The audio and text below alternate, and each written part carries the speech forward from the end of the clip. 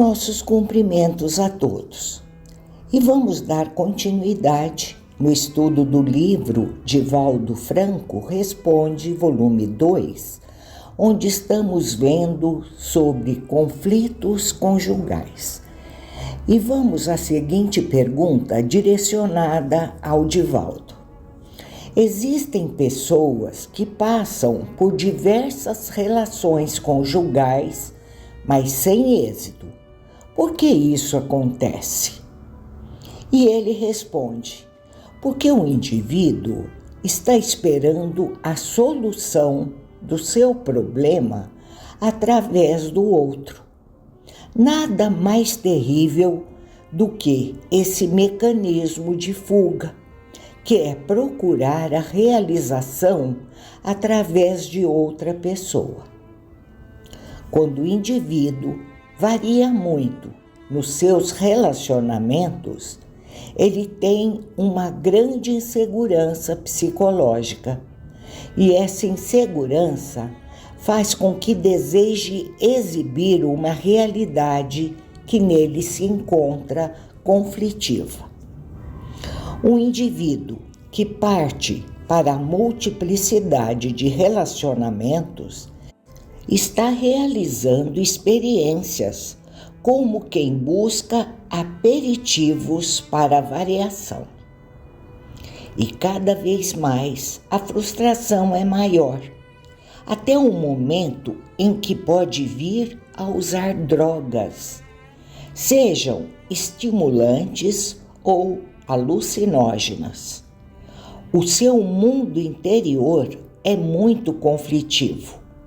E porque não reconhece a necessidade de ajuda especializada, uma terapêutica própria para o seu equilíbrio, ele foge quase sempre da responsabilidade, procurando novas aventuras ao longo da vida, até alcançar a maturidade.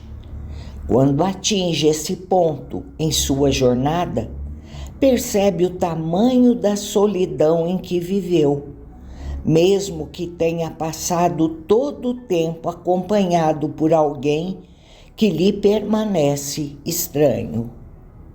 Infelizmente, constatamos que é elevada a taxa de dissolução de uniões materiais no mundo atual. Dessas dissoluções matrimoniais, contudo, deixarão de existir quando a humanidade estiver mais moralizada. Os espíritos superiores nos orientam no Evangelho segundo o Espiritismo, capítulo 22, que na união dos sexos, a par da lei divina material comum de todos os seres vivos, a outra lei divina, imutável como todas as leis de Deus, exclusivamente moral, que é a lei do amor. Quis Deus que os seres se unissem, não só pelos laços da carne, mas também pelos da alma, a fim de que a afeição mútua dos esposos se lhes transmitisse aos filhos e que fossem dois, e não somente um, a amá-los, a cuidar deles e a fazê-los progredir. Nas condições ordinárias do casamento, é levado em conta a lei do amor? Absolutamente. Não se consulta o sentimento mútuo de dois seres que se atraem reciprocamente, pois, na maioria das vezes, esse sentimento é rompido. O que se procura não é a satisfação do coração, mas a do orgulho, da vaidade, da cupidez. Numa palavra, todos os interesses materiais. Quando tudo corre bem, segundo esses interesses, disse que o casamento é conveniente. E quando as bolsas estão bem equilibradas, Disse que os esposos estão igualmente harmonizados e devem ser muito felizes. Mas nem a lei civil, nem os compromissos que ela determina podem suprir a lei do amor, se esta não presidir a união, resultando frequentemente separarem-se por si mesmos o que à força se uniram. Daí as uniões infelizes que acabam tornando-se criminosas, dupla desgraça que se evitaria se, ao estabelecerem-se as condições do matrimônio, se não abstraísse da única que sanciona aos olhos de Deus, que é a lei do amor.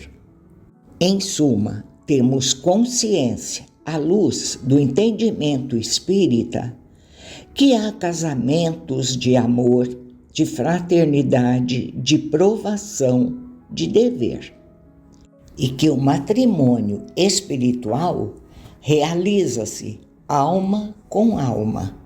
Em seguida, foi pedido ao Divaldo Franco que falasse a respeito do divórcio. E ele diz: o divórcio é uma solução legal para um desafio de natureza moral, porque o matrimônio, na união do sexo, o que importa é o respeito que devemos manter um pelo outro. O Espiritismo não é contra o divórcio.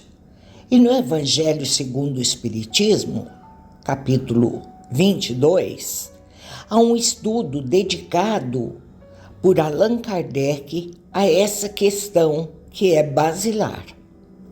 Devemos procurar harmonia no matrimônio, principalmente quando existem filhos.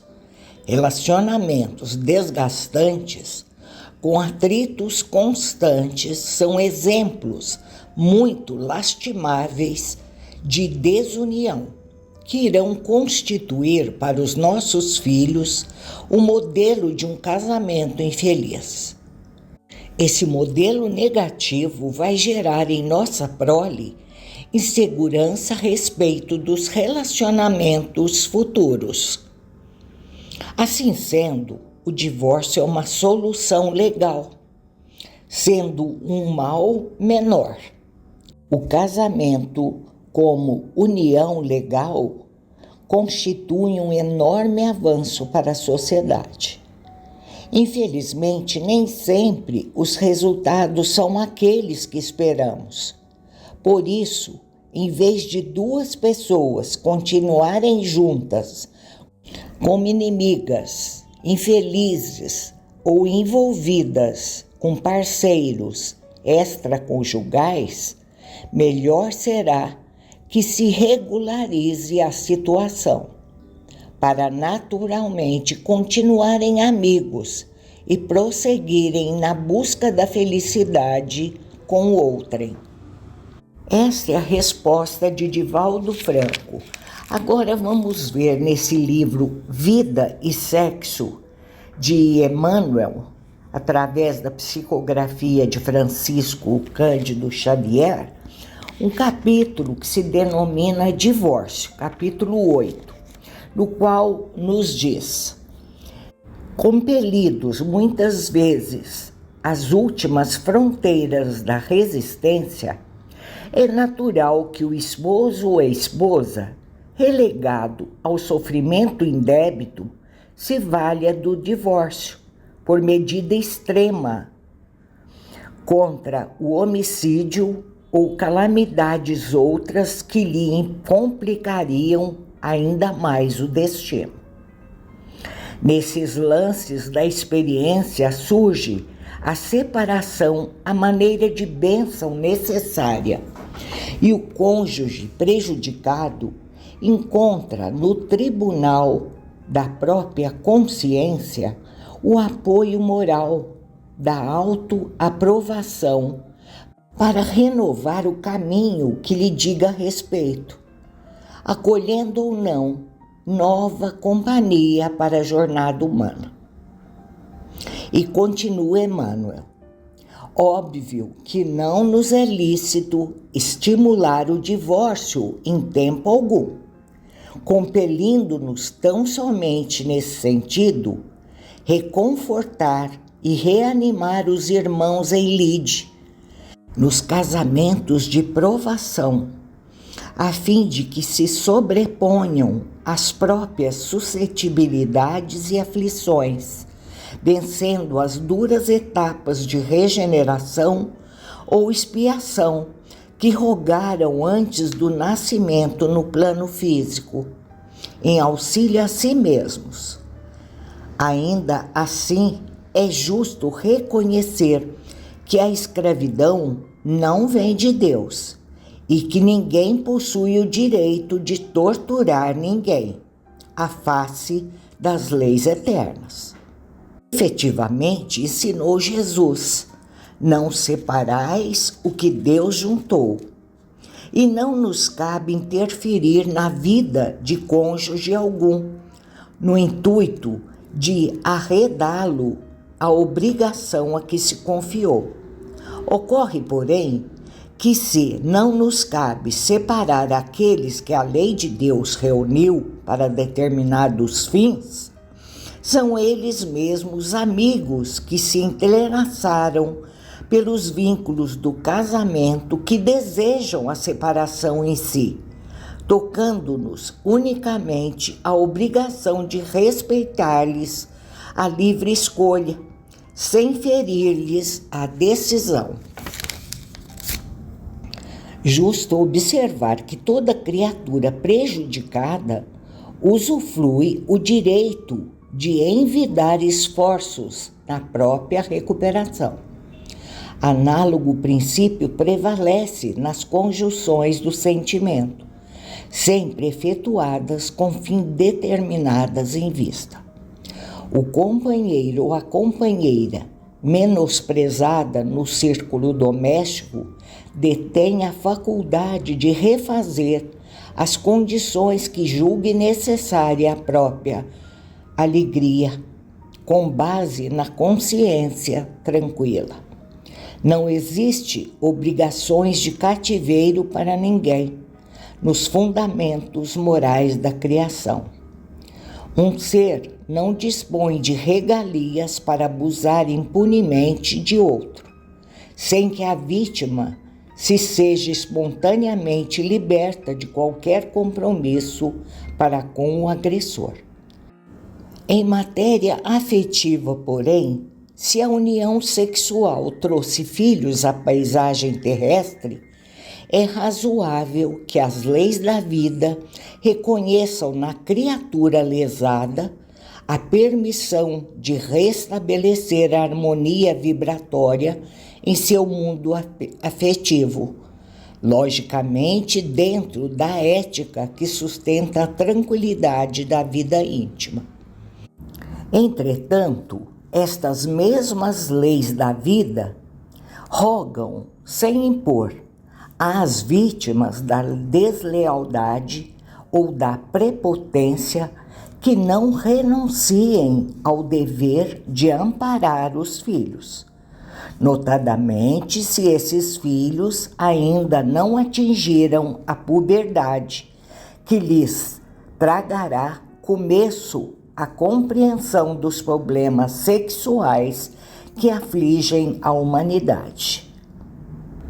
Que aprenda o parceiro moralmente danificado que só pelo esquecimento das faltas uns dos outros é que nos endereçamos à definida sublimação e que nenhum de nós, os filhos da terra, está em condições de acusar nos domínios do sentimento, porquanto os virtuosos de hoje podem ter sido os caídos de ontem, e os caídos de hoje serão possíveis os virtuosos de amanhã. E a quem tenhamos talvez de rogar apoio e bênção, quando a justiça eterna nos venha descerrar a imensidão de nossos débitos, acumulados em existências que deixamos para trás nos arquivos do tempo. Como eu disse, tirado do livro Vida e Sexo de Emmanuel, capítulos 9 e 10. E por hoje encerramos desejando a todos uma ótima semana com muita paz. Muito obrigada.